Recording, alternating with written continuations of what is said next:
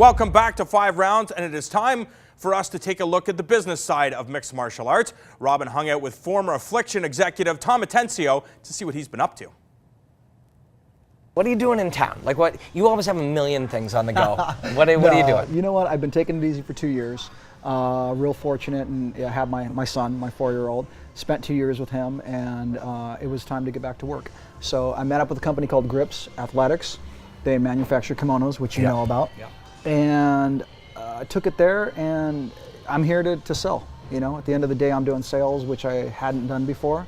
So it's a new venture in the whole aspect of I'm running the company in North America and Canada, and I'm doing sales as well. So you were sitting as a president or vice president or whatever titles, whatever they mean, running Affliction. You were, it was the biggest brand in the world, and you start now with a brand new thing from scratch. How has everything changed from when Affliction started rolling to today?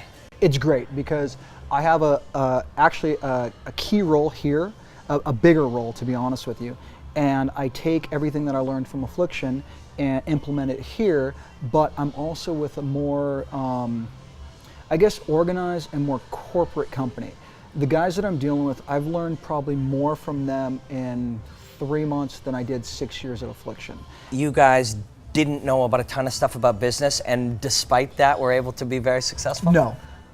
I did and didn't, but everybody had their key roles. Todd was the salesperson. The other three, one was a financial backer.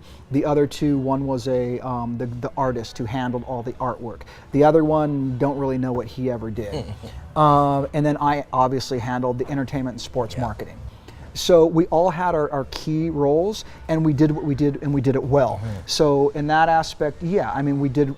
As a group of people, that's why it became more successful. I think it's more difficult when you try to do something on your own than when you have somebody that can do their key roles. We'll do an MMA show. We'll do our show live from somewhere. We're deep, in the culture, and we'll meet kids every week that says, "Hey, I got a new brand. It's called Face Punch MMA," and it'll be like a T-shirt, and there'll be a face and something getting punched. And there's all of these kids, and.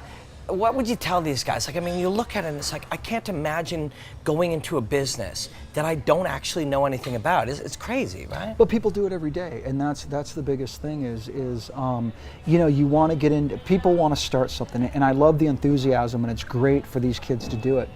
But what I do, because I'm 46 now, I don't look at things as a small niche, and that's what the problem, that most people look at that niche market and they put blinders on and they only see this. Oh, fight, I want to be, you know what? I don't know any pro anymore that wants to wear a tap out or wants to wear a shirt that says, "Look at me, I'm a tough guy." Right. It is a niche market, "Look at me, I'm a tough guy, fight me," or "down to scrap," or whatever it is. But personally, I know myself, especially now that I'm 46, I'm 18. Now that I'm 46, the last thing I want to wear is a shirt that says, "Look at me, I'm a tough guy." It's just not what I want. And so when I look at something now, I look at it as a global market. I look at it as a whole. I want to build an athletic brand now. I don't want a fight brand. I don't want an MMA brand or a jiu-jitsu brand. I want an athletic brand that crosses borders, that a guy that trains, that does CrossFit, or a guy that runs, or whatever it may be, will wear the product because it's a lifestyle. Right. So for those guys, at the end of the day, yeah, you can start a niche market, but do you really want to be in that niche market the rest of your career? You fought and you enjoyed that. You helped build Affliction and enjoyed that, promoted and enjoyed that. Why do you want to do this? 46 years old, you got a young son. Why do you want to go and build a brand new brand? Is it the excitement? Is it the competition? Is it winning? Why do you want to do this? Why do you want to fight again?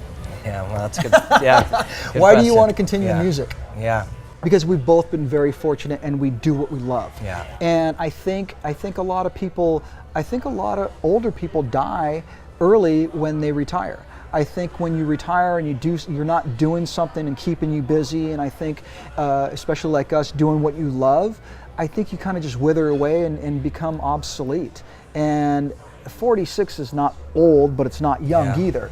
So, I need to provide for my son, and I want to build something for him that wasn't given to me. At the end of the day, that's what it's about, is pushing yourself and seeing how far you can go. And we can say we've done something, and I've only done it 3 times. I think you're crazier than I am. You've done it 9, you want to do it 10.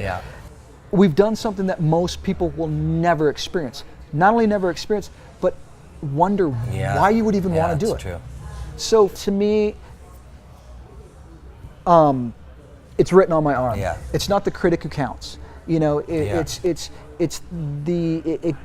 goes to the guy that's in there with effort, sweat, blood, and trying it. At least I can say I did it. Yeah. I'll never sit back and go, God, I wish I would have fought. Yeah.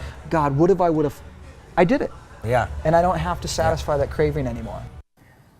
And Robin, Tom Atencio, he's really developing the brand, because we saw the brand on some of the Bellator fighters. So obviously getting the word out there. I understand what he says, that you can't focus on the niche, but it's got to start somewhere. Yeah, and this is a tough business, man. We've seen, companies come and companies go, and to start from scratch like that, he's got the experience, and he's a great dude, he's a hardworking guy, but that's a real challenge. And it also comes down to the passion. We saw it with the matchmaking alone from the Affliction shows. This guy has the passion. He wants to deliver fans the type of entertainment or the type of product that he knows that they want to consume. All you have to look like Fedor, Andrei Arlovsky, Vitor Belfort, Little Nogueira, so many of the biggest names, Fedor Emelianenko, on these cards. Let's just hope that he has that same type of enthusiasm, when he has to deal with a bunch of hurdles. Yeah, and you know what? I talked to him about that stuff too, and maybe we'll run that on a future episode of 5 Rounds. When we come back, we will answer some of your questions, so don't go anywhere.